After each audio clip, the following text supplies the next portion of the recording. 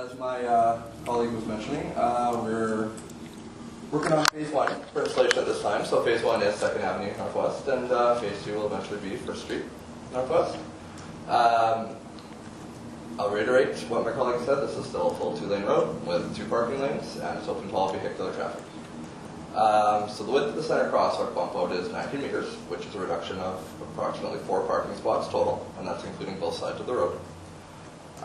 The bump outs at the intersections are not reducing parking, as you'd be unable to park that close to the intersection anyway.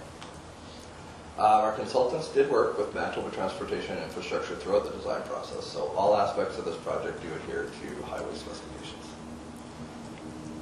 If you look up at the image here, the buffer curb that we call it in pink is a small gentle slope to allow for back drainage from the road, as we did have to deal with a very large road crown.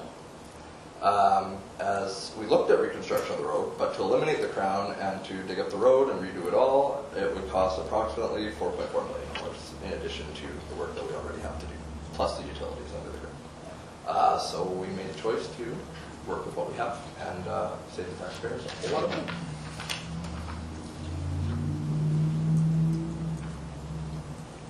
So, as Martin also mentioned, 10 benches are indeed in the design, but they are not being ordered, and they're not being installed in the initial construction phase of phase 1. So we'll decide how many of there's going to be, what they're going to look like, whether they're curved, whether they're straight, where they're going to go. Just because it's on the design doesn't necessarily mean it's going to make it into the final product.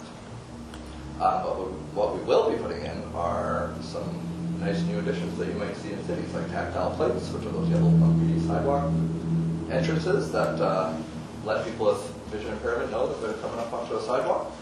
They'll be installed to improve accessibility in the area, as well as strategic curb letdowns throughout the street for accessibility up onto the sidewalk from the road.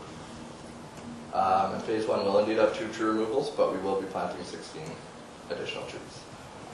As we all know, we have a big Dutch elm problem in Dauphin, but what also may be coming is an emerald ash borer, and a large portion of our population are ash trees. So we wanted to select some new hardy species that would be unaffected by our current ecological problems.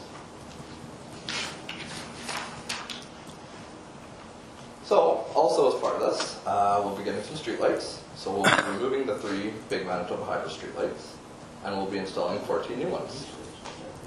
So 8 will be closest to Main Street, and they'll have catenary or string lighting that will be crisscrossing. And we're not going to Walmart. We're not just buying some lights and throwing them up. We actually got it engineered to the proper loads on the lights.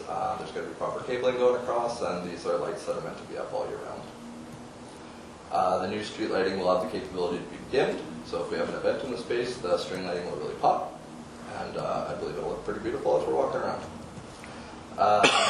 And the electrical service will allow space to install plugs in the future so that we can turn them on for things like food trucks or performances, so that you don't have loud generators blaring in the background and polluting the air.